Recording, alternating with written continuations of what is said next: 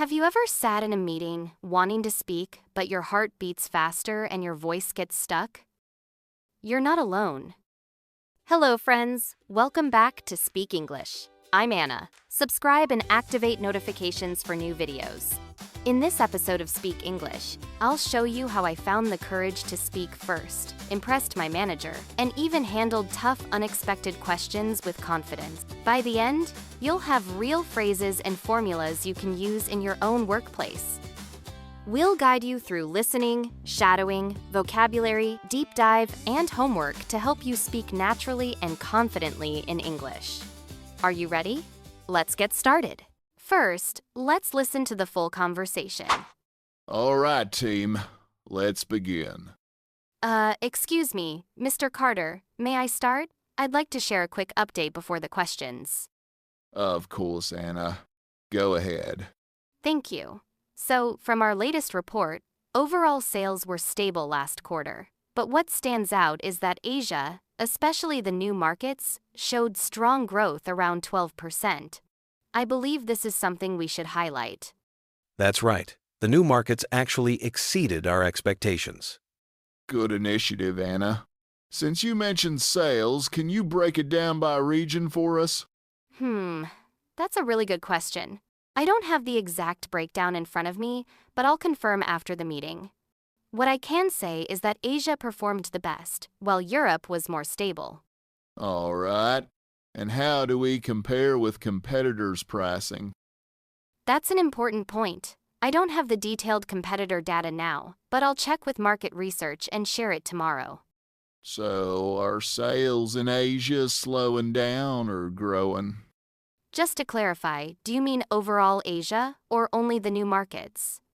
I mean overall Asia. Thank you. Overall, Asia is stable, but the new markets are growing quickly, which balances the numbers. Yes, and the trend is promising if we continue our promotions. Good. What about our forecast for next year? That's a good question. David, since you are from finance, do you have the latest numbers? Yes, we're projecting around 10% growth if the product launch goes smoothly. All right. One final question. Anna, do you really believe this product can succeed in such a competitive market? That's an interesting point. What's also important to note is that early customer feedback has been very positive. This gives me confidence we can compete strongly. Excellent. I appreciate your initiative today, Anna. Thank you. I'll follow up with the details we discussed. Now, let's practice speaking together. I'll play Anna's lines with a short pause. Repeat after me, just like shadowing. Excuse me, Mr. Carter, may I start? I'd like to share a quick update before the questions.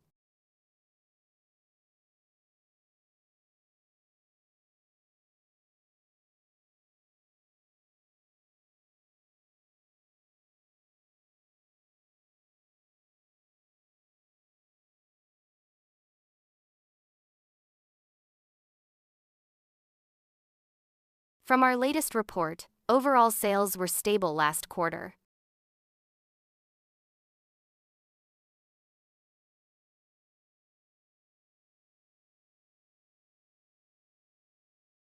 But what stands out is that Asia, especially the new markets, showed strong growth around 12%.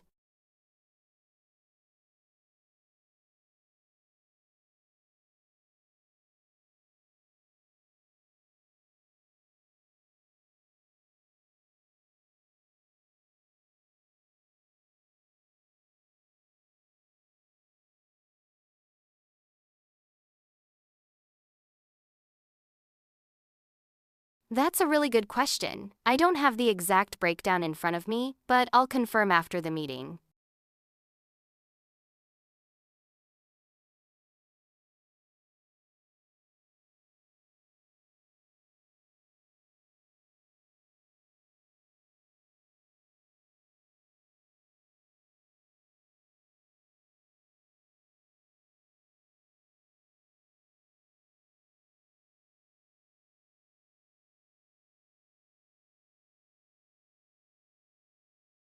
Just to clarify, do you mean overall Asia or only the new markets?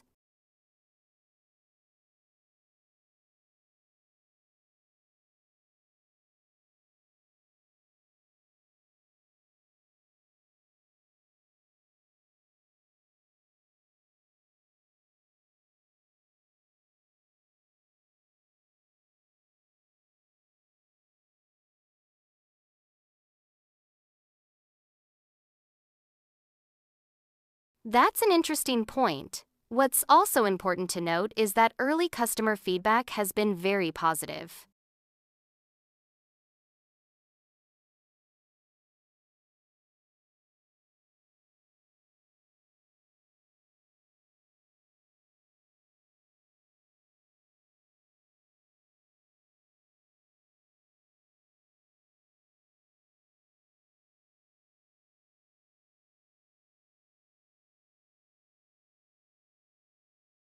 Great job!